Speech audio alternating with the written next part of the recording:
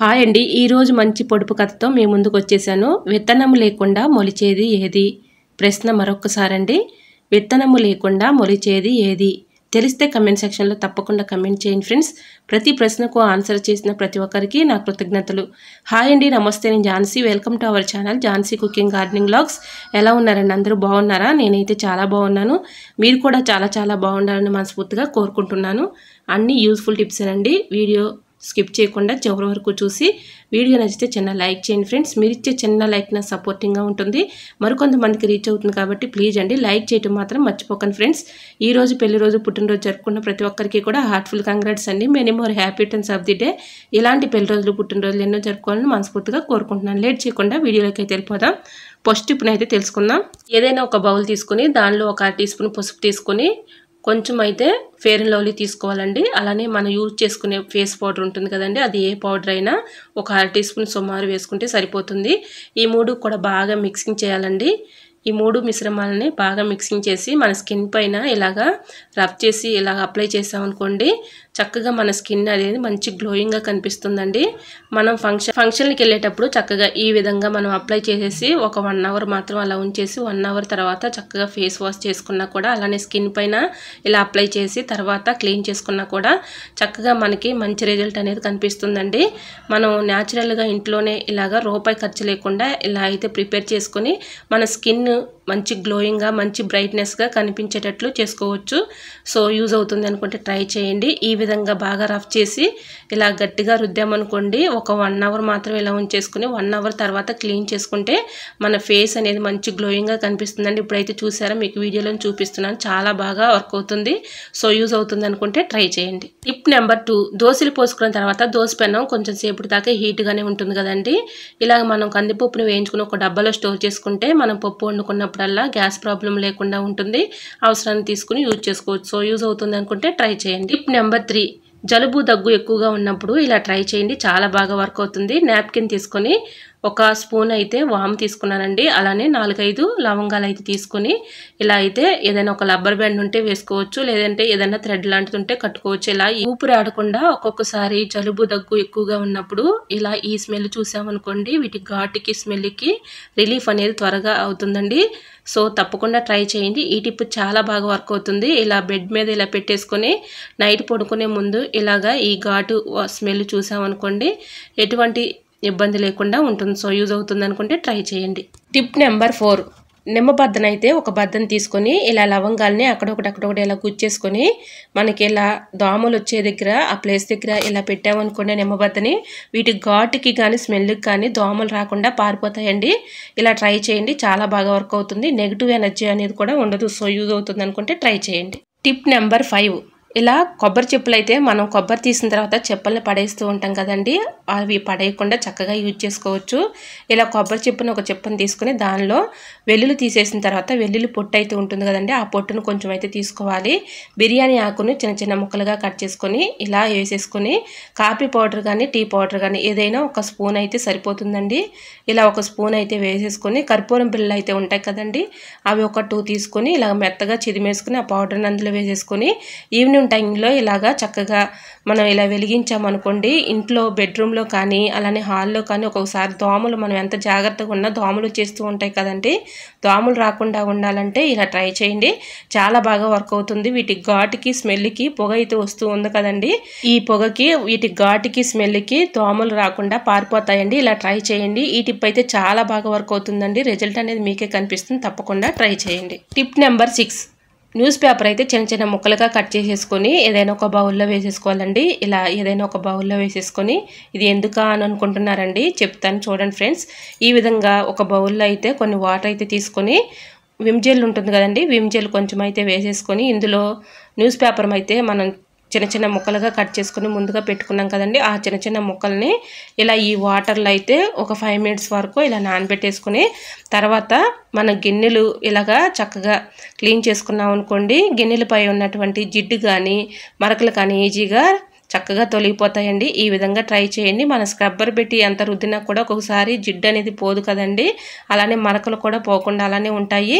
ఇలా ట్రై చేయండి, 100% వర్క్ అవుతుంది. ఇలా న్యూస్ పేపర్ని చక్కగా న్యూస్ పేపర్తో ఇలా క్లీన్ చేసుకున్నాం అనుకోండి, వీటిపై ఉన్నటువంటి జిడ్డు కానీ అలానే మరకలు కానీ ఈజీగా రిమూవ్ అయిపోతాయి. సో యూజ్ అవుతుంది అనుకుంటే తప్పకుండా ట్రై చేయండి. ఈ టిప్ కూడా చాలా బాగా యూజ్ అవుతుంది.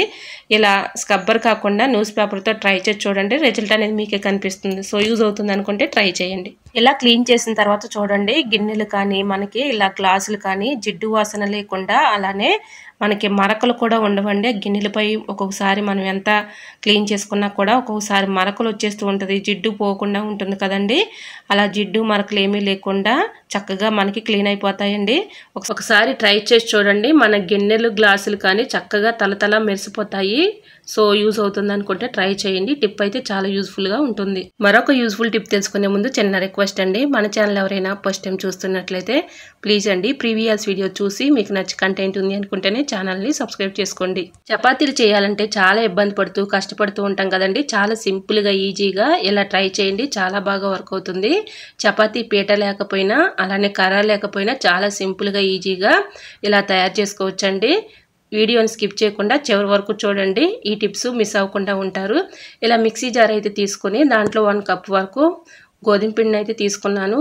తగినంత సాల్ట్ అయితే వేసుకొని, 1 స్పూన్ ఆయిల్ వేసుకుని, 1 కప్పు గోధుమ పిండి అయితే తీసుకున్నాను కదండి, 1/2 కప్పు వాటర్ అయితే పోసి ఇలా పిండిని అయితే మిక్సీ పట్టేసుకొని పిండిని అయితే వేరే ప్లేట్లోకి తీసుకొని ఇలా చేత్తో ఒకసారి మనం ఇలా కలుపుకుంటే సరిపోతుందండి. చాలా స్మూత్గా వచ్చేస్తుంది.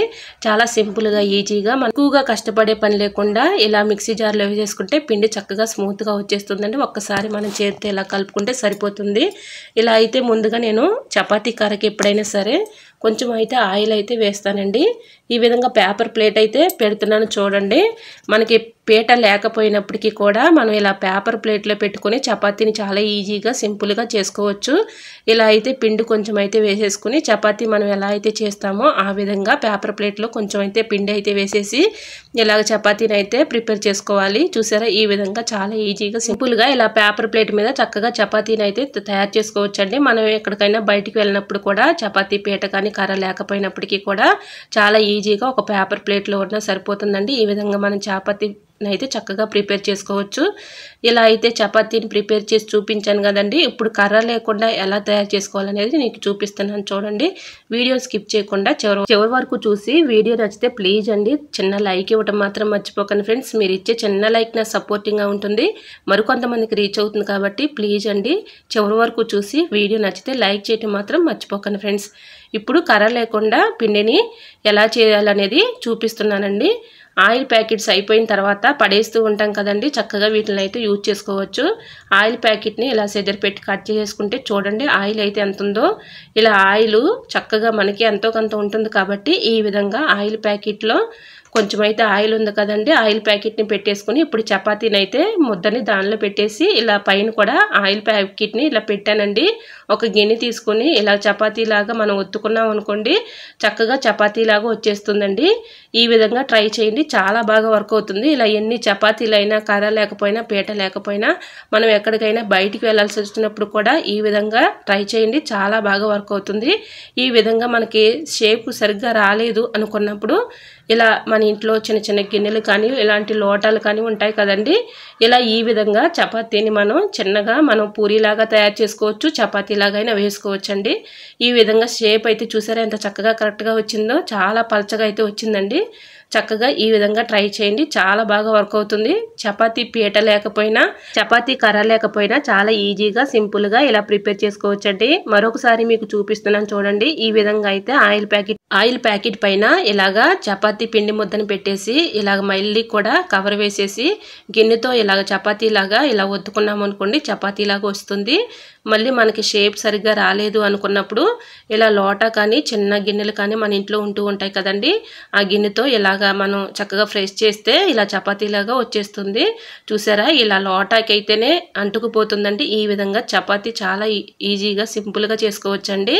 మనం ఎక్కడికైనా బయటికి వెళ్ళాల్సి వచ్చినప్పుడు చపాతీని అలానే పూరీలను మనం ప్రిపేర్ చేసుకోవాలి అనుకున్నప్పుడు చపాతీ కర్ర అలానే పీట లేకపోయినా చాలా ఈజీగా సింపుల్గా ఇలా చపాతీలని అయితే మనం ప్రిపేర్ చేసుకోవచ్చండి. ఈ విధంగా ట్రై చేసి చూడండి, అద్భుతంగా ఉంటుంది.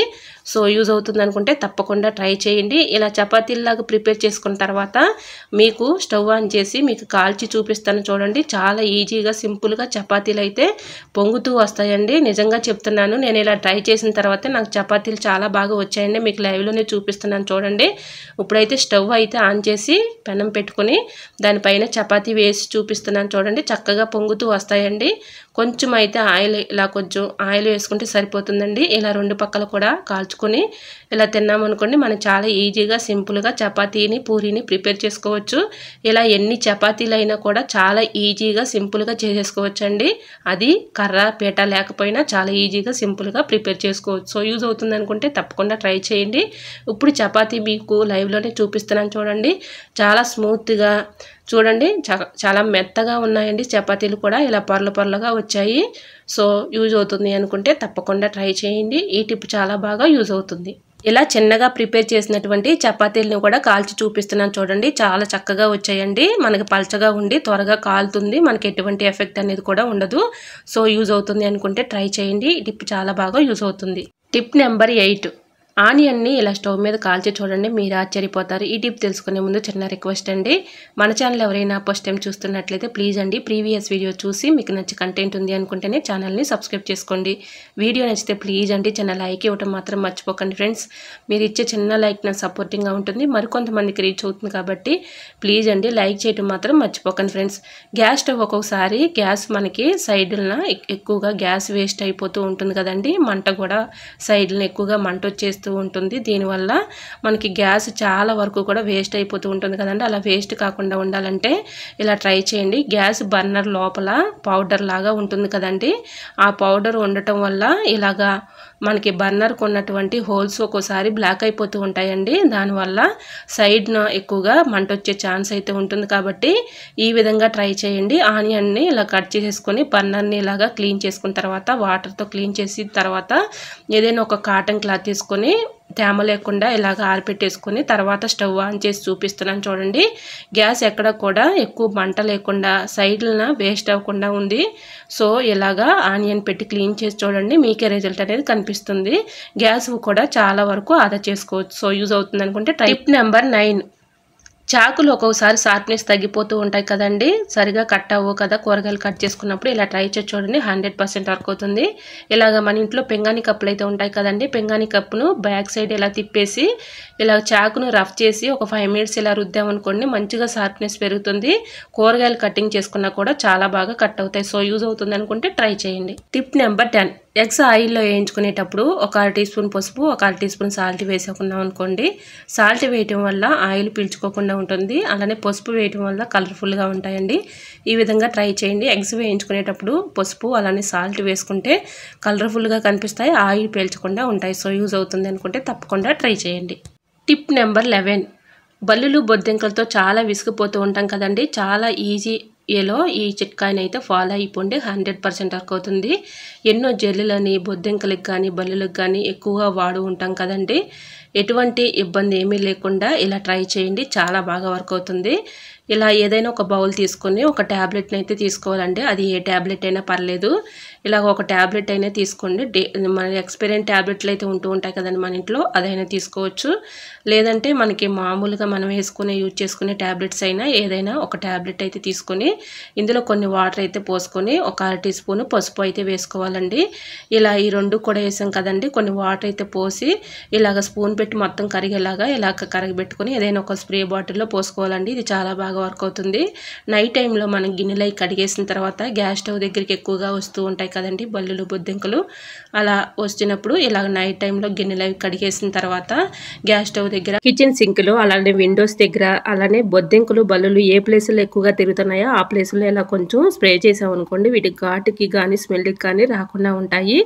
అలానే ఈ వాటర్ని మనమైతే ఫ్లోర్ క్లీన్ చేస్తూ ఉంటాం కదండి, ఫ్లోర్ ఒక్కొక్కసారి మాప్ పెట్టేటప్పుడు ఇలాగ ఈ వాటర్ని మనం మాప్ పట్టే వాటర్లో ఇలా వేసేసి చక్కగా క్లీన్ చేసామనుకోండి బల్లులు బొద్దింకలు రాకుండా ఉంటాయి, చక్కగా క్లీన్ అయిపోతుంది, బ్యాడ్ స్మెల్ కూడా ఉండదండి. సో యూజ్ అవుతుంది అనుకుంటే ట్రై చేయండి. ఇలా కిచెన్ సింక్లో విండోస్ దగ్గర మనకి ఎక్కువగా బల్లులు బొద్దింకలు ఏ ప్లేసుల్లో ఎక్కువ తిరుగుతున్నాయో ఆ ప్లేసుల్లో ఇలా కొంచెం స్ప్రే చేస్తే సరిపోతుందండి.